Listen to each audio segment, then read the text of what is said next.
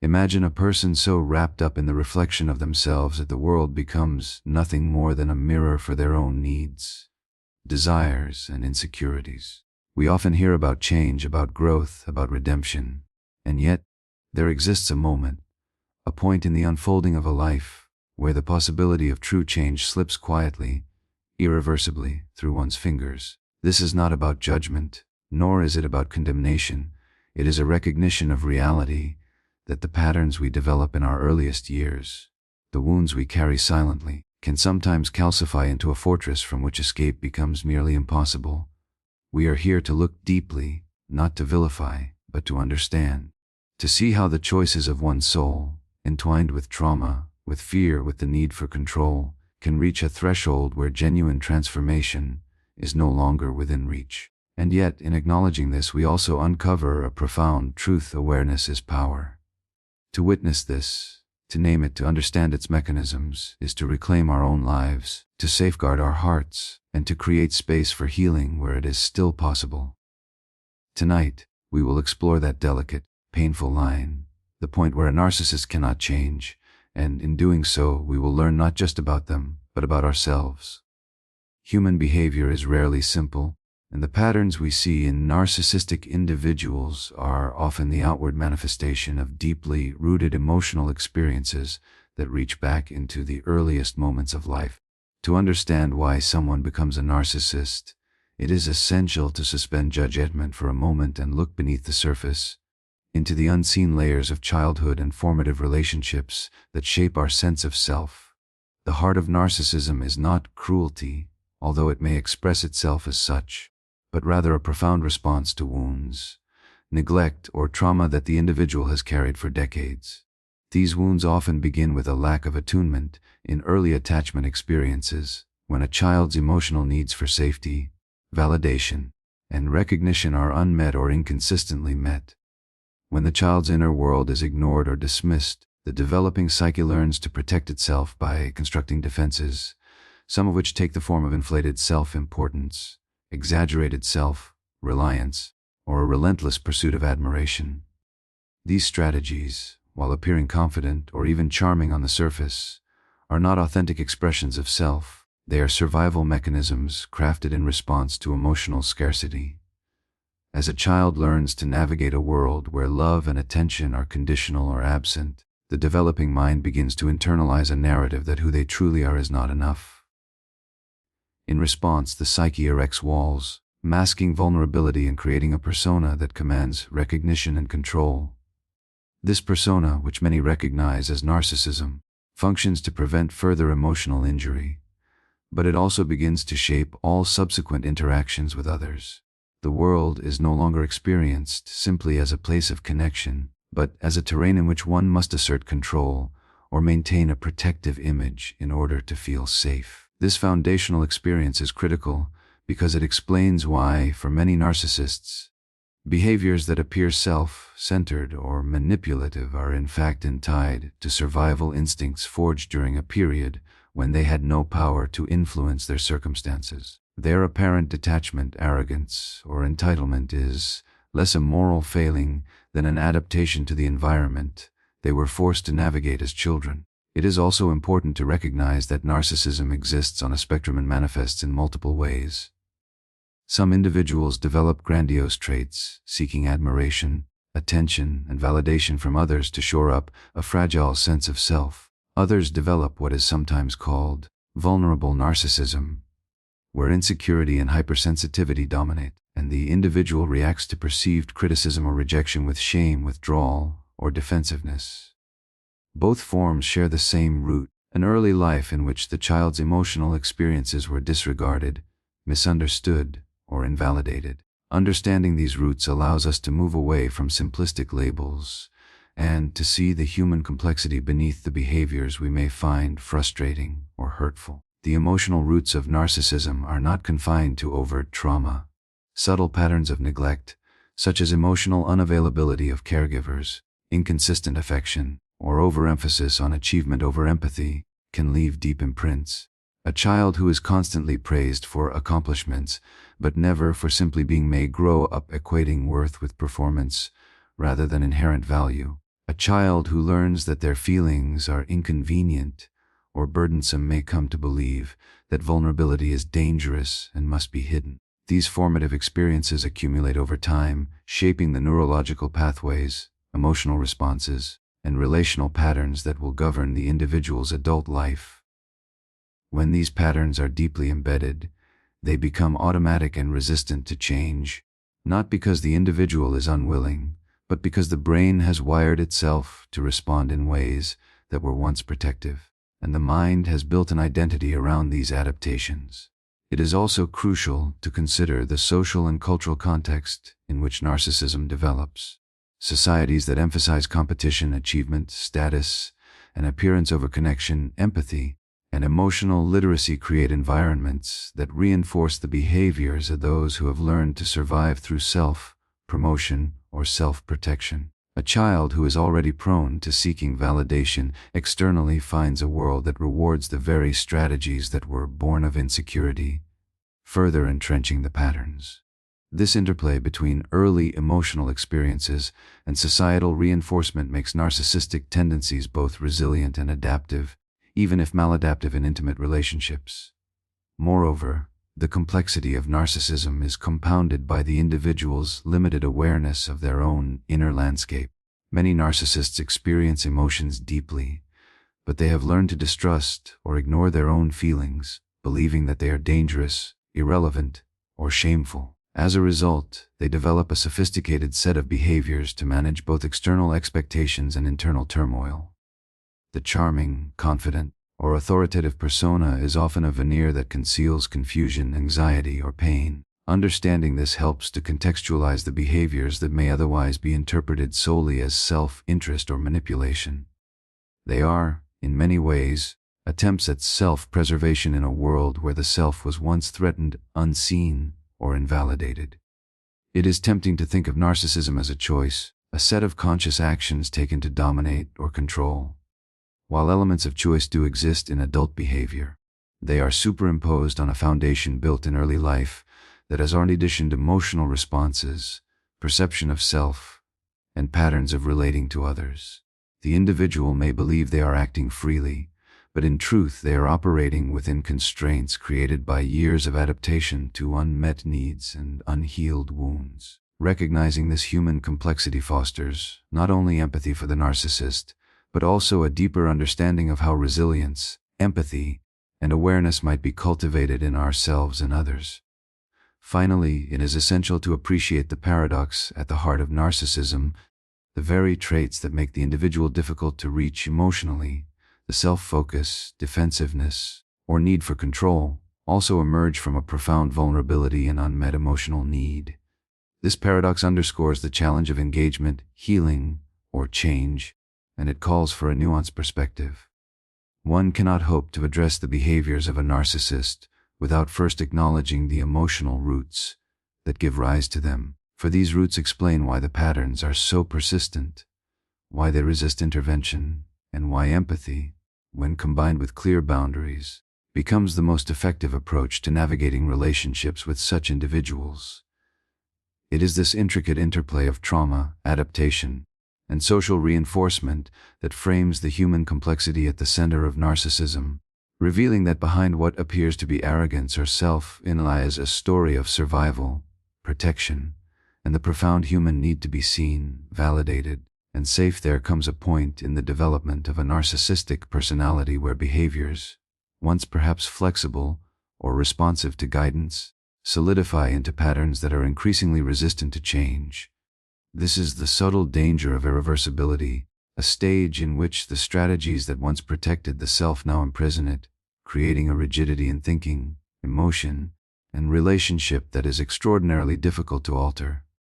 The process is gradual and almost imperceptible, often beginning with small compromises of authenticity and increasing with each successive experience of disappointment, shame, or external judgment. Over time, the individual constructs a self-narrative that justifies behaviors, deflects responsibility, and reinforces a worldview in which others exist primarily as instruments for validation, admiration, or control. Once this narrative becomes entrenched, it is no longer simply a set of choices. It becomes the framework through which the individual interprets reality, making deviation psychologically uncomfortable, even threatening. The danger lies in its subtlety. The individual may continue to appear adaptive, even charming, while the underlying patterns of self-protection are hardening. Friends, partners, and colleagues may perceive occasional glimpses of vulnerability, moments of seeming insight or gestures of contrition, interpreting them as signs of potential change. In reality, these behaviors often serve to maintain control or avert confrontation, rather than indicate genuine transformation. What begins as coping, using learned strategies to navigate emotional pain, can slowly calcify into a structural rigidity of the personality, a framework resistant to external influence or internal reflection. This stage is particularly insidious because it can appear as stability or confidence, yet beneath the surface lies a growing incapacity for authentic relational empathy or adaptive flexibility. This stage of irreversibility is reinforced by repetition. Each time the narcissist engages in the behaviors that have served them in the past, manipulation, denial, projection, they receive temporary relief from anxiety, shame, or fear, reinforcing the very patterns that limit their capacity for genuine growth. The nervous system, conditioned to expect danger and vulnerability, begins to interpret authentic connection or self-reflection as risk rather than opportunity. Over years, these repeated responses become automatic, reducing the possibility for conscious choice and making it increasingly difficult to respond differently, even in moments of insight. The brain, shaped by early experience and continually reinforced through adult behavior, becomes a mirror of past adaptations, making it extraordinarily challenging to interrupt the cycle. The consequences of this stage extend beyond the narcissist to the people around them.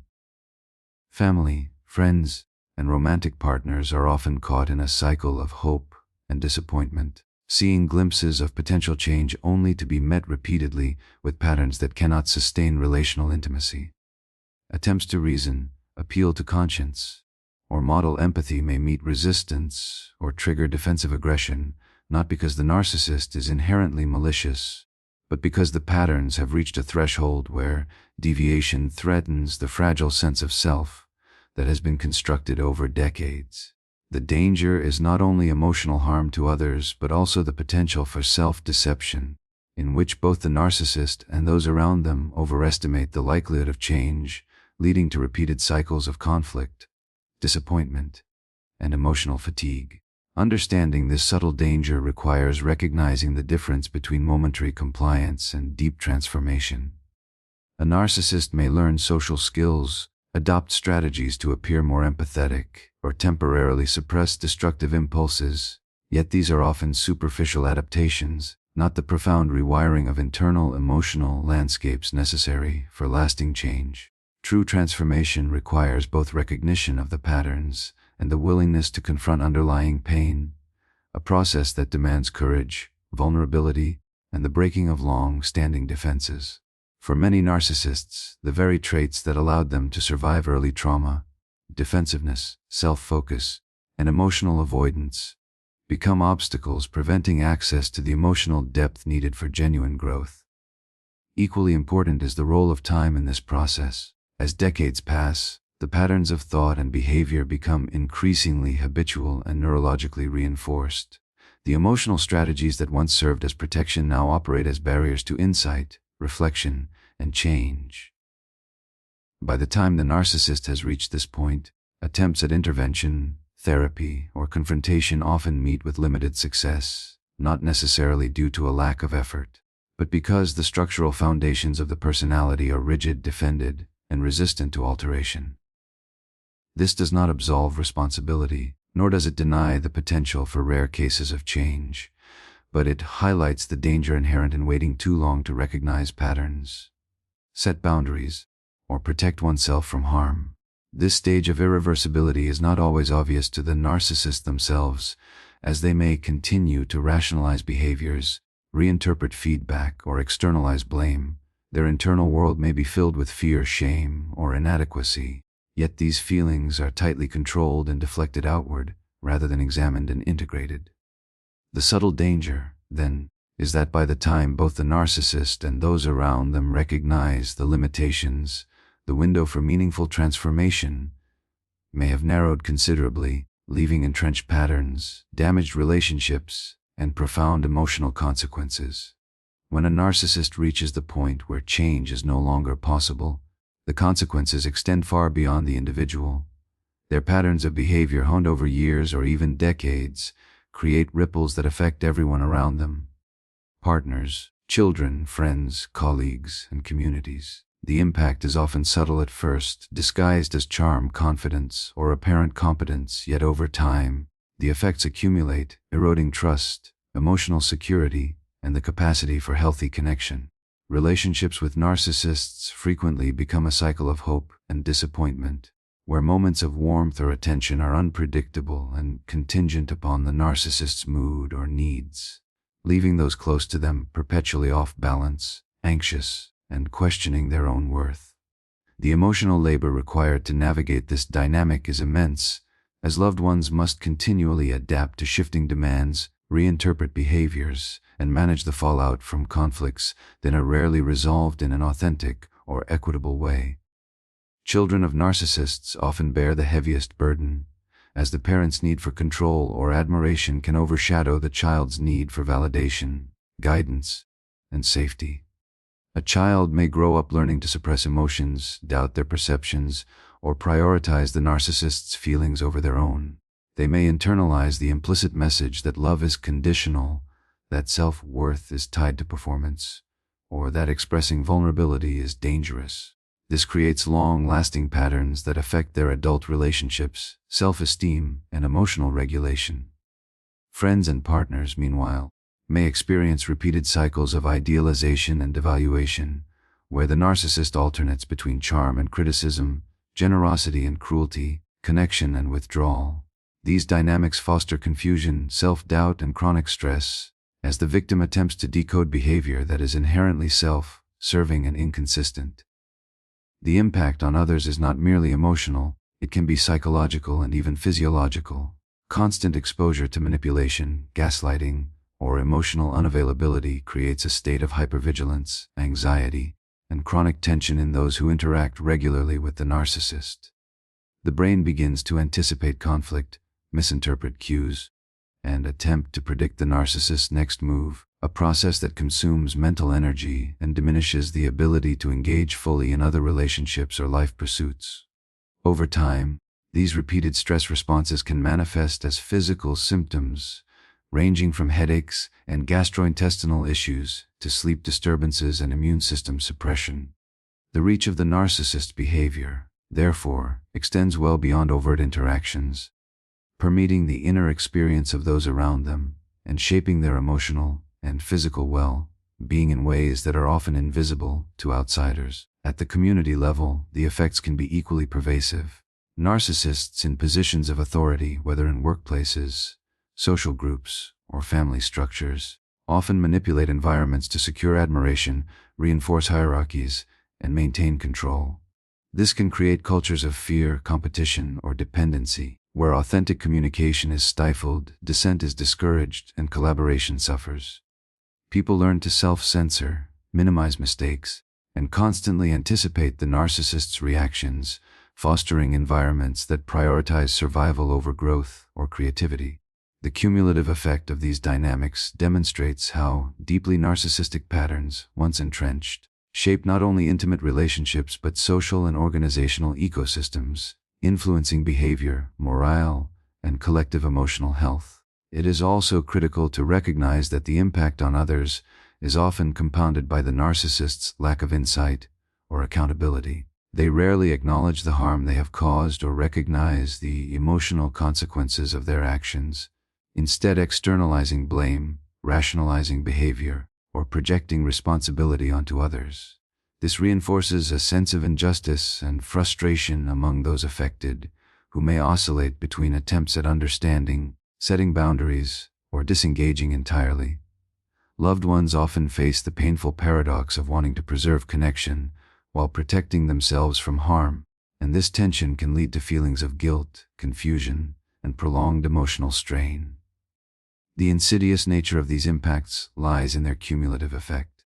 Individual incidents may seem manageable or isolated, but over time, they create a web of psychological, emotional, and relational disruption. Those around the narcissist may develop patterns of self-doubt, hypervigilance, or learned helplessness, altering their sense of self and capacity for trust. Even after physical or emotional distance is established, the echoes of these interactions can persist, influencing future relationships, decision-making, and personal boundaries. The longer the exposure to a narcissist who has reached this point of no return, the deeper the imprint on the lives of those around them, making recovery, while possible, a process that requires patience, self-awareness, and deliberate healing practices. Understanding the impact on others is not an exercise in blame, but a recognition of the reality that narcissistic behavior, once entrenched, does not exist in isolation. It shapes and distorts the environment, the relationships, and the emotional experiences of everyone it touches, leaving a trail of subtle, cumulative consequences that are often invisible yet profoundly felt. Engaging with a narcissist who has reached the point of no return requires a delicate balance between compassion and self-preservation. It is tempting to respond to their patterns with anger, resentment, or withdrawal. Yet understanding their underlying pain allows for a more nuanced approach, one that acknowledges the humanity within them while simultaneously protecting one's own emotional and physical well-being. Compassion does not mean excusing harmful behavior, nor does it imply tolerating repeated violations of trust or personal boundaries. Instead, it is the recognition that the narcissist's actions are often rooted in deep psychological wounds, unmet needs, and survival strategies developed over a lifetime. This awareness allows us to separate the person from the behavior, seeing the fear, vulnerability, or unhealed trauma behind the facade of self-centeredness or manipulation. However, compassion without boundaries is dangerous. Narcissists who have reached this stage are unlikely to change fundamentally, and unchecked empathy can become a conduit for further harm. Setting clear, firm boundaries is essential, not as a form of punishment, but as an act of self-respect and self-protection. Boundaries provide clarity about what is acceptable, what is not, and what consequences will follow when lines are crossed. They serve as a framework that allows those affected to maintain their sense of agency and emotional stability in the presence of behaviors that are inherently unpredictable and self-serving. The act of establishing boundaries is, in itself, a form of compassion, not toward the narcissist, but toward oneself and those whose well-being depends on maintaining a safe environment. The interplay between compassion and boundaries also involves acknowledging the limits of influence. A narcissist may respond to temporary interventions, counseling, or expressions of empathy, but these are rarely indicative of lasting change once the personality patterns have solidified. Recognizing this limitation is not cynicism, it is clarity. It allows us to direct energy toward what can be influenced, our own responses, our own choices, and our own healing, rather than expending emotional labor attempting to repair or transform someone whose patterns are entrenched. In doing so, we maintain integrity and clarity, resisting the temptation to blur the line between care and self-sacrifice. Compassion with boundaries also requires consistent self-reflection. Those affected must continually assess how interactions impact their emotional health, ensuring that empathy does not lead to overextension, codependency, or repeated cycles of harm. This reflective practice allows for conscious decision-making rather than reactive engagement. It encourages the cultivation of resilience and emotional intelligence, equipping individuals to recognize manipulation, deflection, or projection without internalizing blame. The act of observing and responding mindfully, rather than emotionally reacting to provocation, becomes a protective mechanism that maintains personal balance in the midst of relational turbulence. At the same time, compassion with boundaries allows for a level of understanding that prevents demonization. Seeing the narcissist as a human being shaped by fear, trauma, and unmet needs fosters clarity rather than anger. It reminds us that their inability to change is not a reflection of our worth, nor does it justify remaining in harmful situations. By holding both truths simultaneously, that the narcissist is human and deeply wounded, and that their behavior is harmful and unacceptable, we create a framework for engagement that is both realistic and humane. This perspective reduces the emotional volatility that often accompanies interactions and allows for strategic decision-making about how much contact is safe, necessary, or beneficial. Implementing compassion with boundaries is also a long-term process, requiring repeated practice, reinforcement, and self-care. It is not a single act or a one-time declaration. It is a continuous negotiation between understanding and protection. Each boundary set, each decision to disengage or limit contact, is an act of reclaiming personal power and agency. It reflects a commitment to maintaining emotional integrity in the face of patterns that have historically eroded trust, security, and self-esteem. Compassion, in this sense, becomes a tool not for enabling but for informed, conscious interaction, allowing engagement to occur on terms that preserve well-being and dignity. Ultimately, the practice of compassion with boundaries acknowledges the reality of narcissistic behavior while prioritizing the humanity and safety of those affected. It recognizes that empathy is a strength when balanced with self-respect and discernment, and that protection is not an absence of care, but a conscious act of maintaining equilibrium in situations that are inherently destabilizing. Awareness is the most crucial tool in navigating relationships with narcissists, particularly when they have reached the point of no return. It begins with a recognition of patterns, behaviors, emotional dynamics, and recurring cycles that reveal the consistent ways a narcissist interacts with the world. Awareness requires honesty, both with oneself and with the reality of the situation, acknowledging that the behaviors observed are not isolated incidents but parts of a larger, entrenched pattern that reflects deep-seated personality structures. Developing this awareness is not an exercise in blame or judgment. Rather, it is a way to reclaim personal agency, to understand the mechanisms at play, and to make conscious choices rather than unconsciously absorbing harm. The moment one begins to see these patterns clearly, the emotional landscape shifts, allowing for boundaries to be established, interventions to be deliberate, and self-preservation to become a priority. The call to awareness also involves understanding the subtle tactics narcissists use to maintain control or avoid accountability. Gaslighting, projection, love bombing, and devaluation are not random acts but intentional or instinctive strategies that serve to reinforce the narcissist's sense of self and shield vulnerabilities. Recognizing these behaviors as a form of empowerment, as it enables one to differentiate between manipulation and genuine relational dynamics. The ability to perceive these strategies without reacting emotionally provides a buffer, reducing the intensity of the impact and allowing for more measured, strategic responses. Awareness transforms what might otherwise feel like chaos into patterns that can be anticipated, understood, and managed, providing clarity in situations that can otherwise feel overwhelming. Another dimension of awareness is the understanding of one's own emotional responses. Those interacting with narcissists often experience a mix of confusion, self-doubt, frustration, and even guilt. Awareness requires acknowledging these emotions without being consumed by them, recognizing them as natural reactions to manipulation and relational imbalance rather than as evidence of personal inadequacy.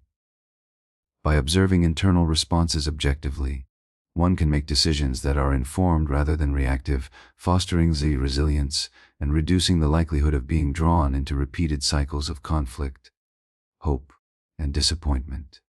This internal clarity is essential because it strengthens the capacity to set and maintain boundaries, ensures emotional energy is preserved, and supports a more grounded sense of self even amidst ongoing challenges. Awareness is also proactive, not merely reactive. It encourages vigilance for early warning signs in new relationships or interactions, allowing individuals to identify potential narcissistic patterns before they escalate. This foresight provides the opportunity to make conscious choices about engagement, proximity, and emotional investment, reducing exposure to harm and enhancing the ability to protect oneself and others. It shifts the locus of control from the narcissist, who often manipulates circumstances to their advantage, back to the individual, who can now navigate relationships with intentionality and clarity. In this sense, Awareness is both a shield and a compass, guiding decisions while safeguarding emotional integrity. Developing awareness does not mean that the narcissist will change. Rather, it is a tool to manage the impact and prevent further harm. It allows individuals to differentiate between hope and reality, understanding that gestures of remorse or charm may be temporary and strategically deployed. This clarity fosters realistic expectations and reduces repeated disappointment, which is particularly important when the narcissist has reached the stage where change is improbable. By observing patterns without denial or rationalization, one cultivates the ability to respond in ways that prioritize well-being rather than perpetuating cycles of codependency or emotional exhaustion. Awareness also encourages self-education and reflection, prompting individuals to explore psychological concepts, attachment theories, and behavioral dynamics.